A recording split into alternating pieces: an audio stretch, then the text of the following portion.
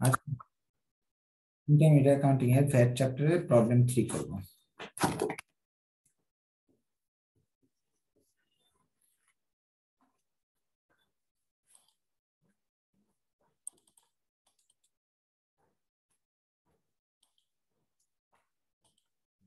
Problem 3 তে বলতেছে following information related to Jennifer corporation. Jennifer কর্পোরেশনের তথ্যগুলো নিচে দেওয়া আছে, সেটার আলোকে আমাদের জার্নাল করতে হবে। এরকম মোটামুটি বলছে জার্নাল ভ্যাট অ্যাকাউন্ট করো এবং অ্যাডজাস্টমেন্ট এন্ট্রি দিতে বলছে। আমাদের প্রথম জার্নাল করে ফেলতে হবে। জার্নালের জন্য ঘর করে ফেলি।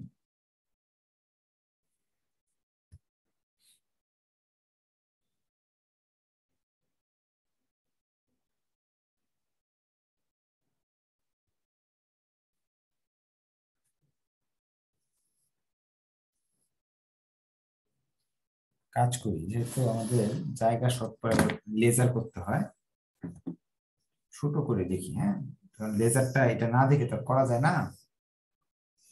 যদি একটু জায়গা রাখলাম, এই পাশ দিয়ে আমরা লেজারটা করলাম। রিকোয়ারমেন্ট একে বলতেছে জার্নাল করো। জার্নালের জন্য ঘর করে ফেললাম।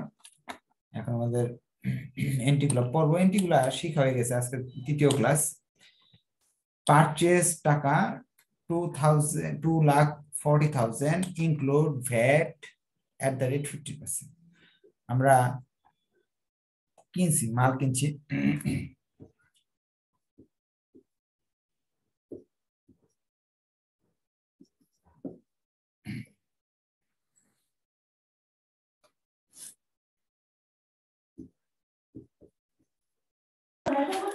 আমি একটা কাজে লেগা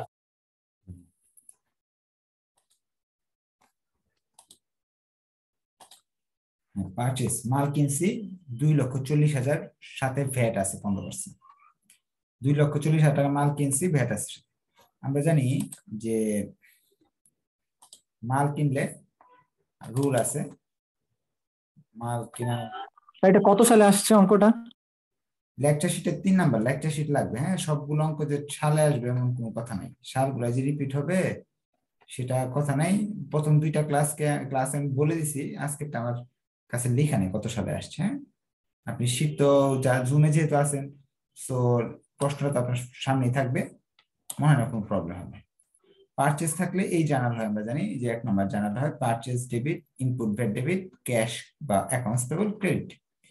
সো আমরা এখানে জানা দেব পারচেজ দেওয়া আছে 15%,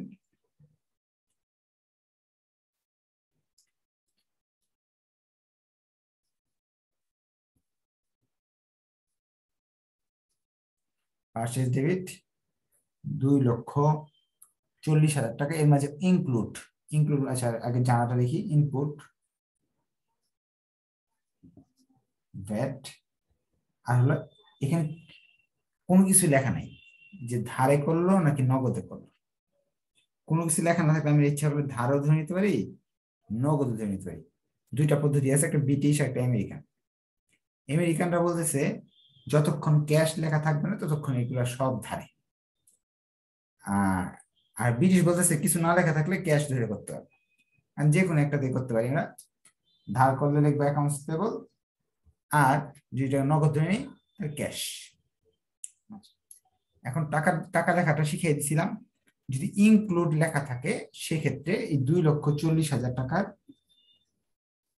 ইনক্লুড যদি লেখা থাকে তাহলে কি করতে হবে, গুণ উপরে 15 নিচে 115। ভ্যাট বের করার সূত্র, সেই সূত্র অনুযায়ী আমি 31,304 টাকা লিখলাম। অ্যাকাউন্টস পেবল লিখবো 2,40,000। এটা থেকে এটা বাদ দিলাম, বাদ দিলে চলে আসলো 2,08,000। 6,9,6। এরপর sales 4 lakh plus VAT. Sales থাকলে আমরা রুলে চলে যাচ্ছি, রুলে বলতেছে সেলস থাকলে আমাদের জার্নাল দিতে হয় এটা। 3 নাম্বার রুলে বলতেছে ক্যাশ সেলস আউটপুট। সো যদি আমরা এখানেও কিছু বলা নাই, আমরা ক্যাশও ধরতে পারি, অ্যাকাউন্ট রিসিভেবল দিতে পারি, ক্যাশ ডেবিট বা অ্যাকাউন্ট রিসিভেবল ডেবিট, সেলস আর আউটপুট ভ্যাট।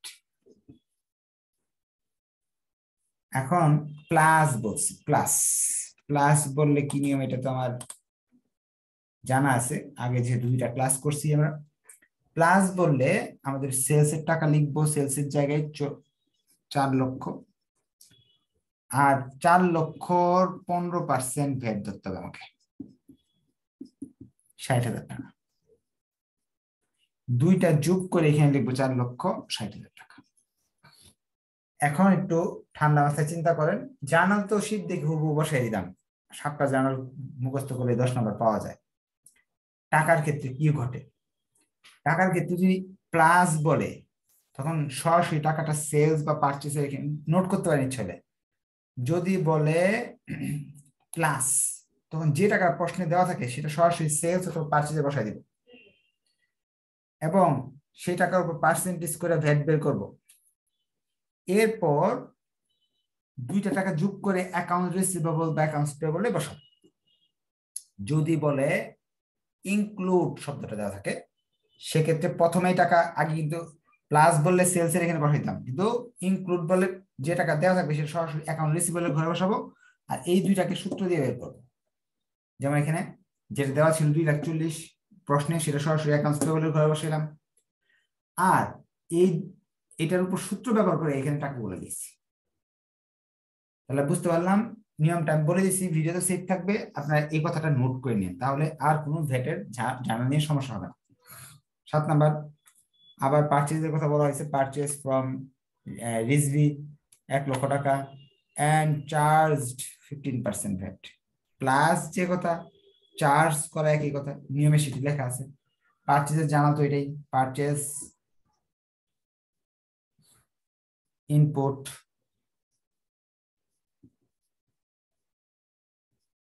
অ্যাকাউন্টস পেবল, যেহেতু নাম দেওয়া আছে এখন আর চিন্তা নাই, সরাসরি অ্যাকাউন্টস পেবল দিয়ে দিব। এখন চার্জ মানে চার্জ যে কথা, প্লাস একই কথা, প্লাস থাকলে পারচেজের আগে বসাবো, ভ্যাট 15%, 15,000, 2টা যোগ করে এখানে লিখলাম। এখন কিন্তু আরো ক্লিয়ার হয়ে গেছে আপনাদের।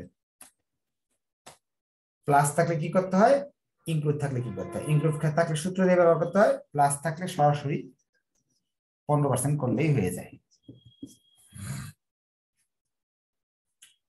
আর 2টা যোগ করে এখানে বসাবো, আর এটার ক্ষেত্রে সরাসরি এখানে বসাই দেওয়া যায়। এরপর 7-এর পরে দেওয়া আছে 11 তারিখ, অনেকগুলো জানা দেখা যায়। 11 তারিখ বলতেছে ভ্যাট কারেন্ট, ভ্যাট জমা দিছি, ভ্যাট পেড টু গভর্নমেন্ট, সরকারকে ভ্যাট দিছি। ভ্যাট জমা দিলে তো common journal, VAT current account, VAT current account debit, আপনারা সম্পূর্ণ লিখবেন, সংক্ষেপে দিচ্ছি। নগদ টাকা চলে গেল, ক্যাশ ক্রেডিট, সূত্র এটাই বলছে। রুলে যদি দেখি আমরা, এই যে যদি আমরা ভ্যাট হিসাব খুলি বা জমা দেই, এটা VAT account debit cash credit, এটা নিয়ে কোনো ঝামেলা নাই, টাকা যা দেওয়া আছে তাই লিখবে।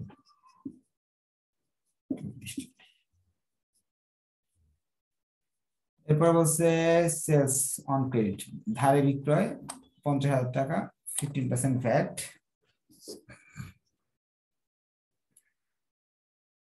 এই যে অ্যাকাউন্ট রিসিভেবল, সেলস আউটপুট,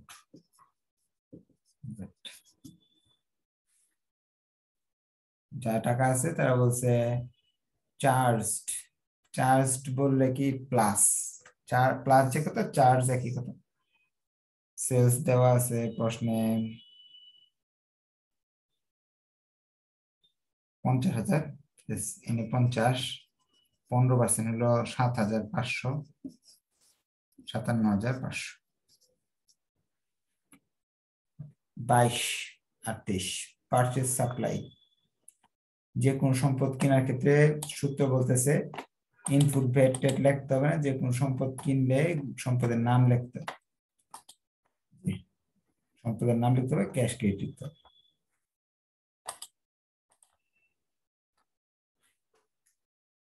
তাই আমরা সম্পদের নাম লিখলাম, এটার ডেট,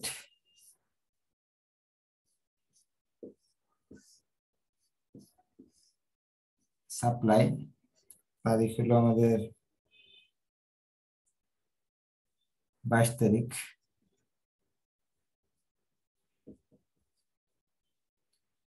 সাপ্লাইস ক্যাশ।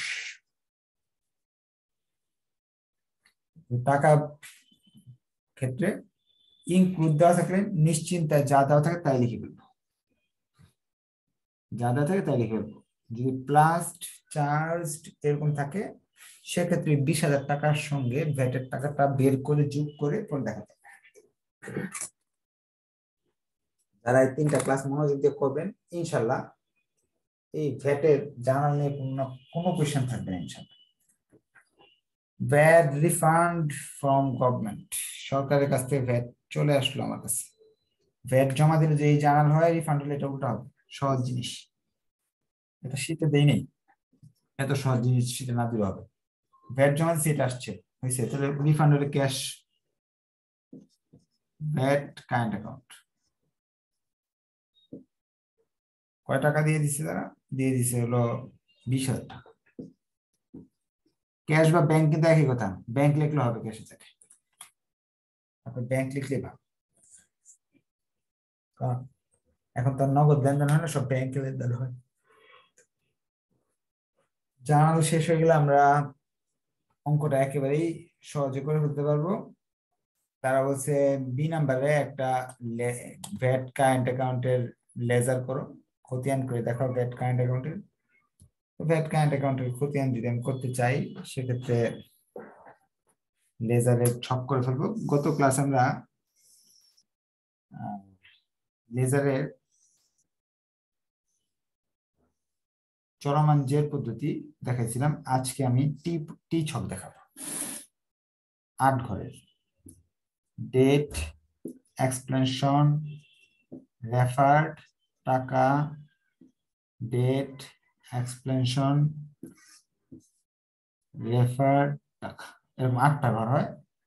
এই পাশটা ডেবিট, এই পাশটা ক্রেডিট, ভ্যাট কারেন্ট অ্যাকাউন্ট করতেছি।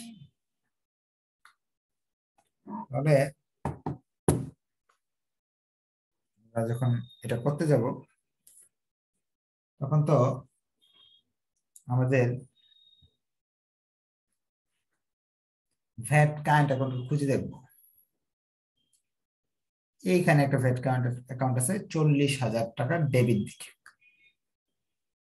40,000 টাকা ডেবিট দিকে লিখে ফেললাম, তারিখ এখানে দিলাম 11 তারিখ, এটা ক্যাশ আছে এখানে লিখলাম ক্যাশ। যার লেজার করব তার ডেবিট দিয়ে, যেমন ভ্যাট কারেন্ট অ্যাকাউন্ট লেজার করতে 40,000 ডেবিট দিয়ে লিখলাম, নামটা দিব ক্যাশ।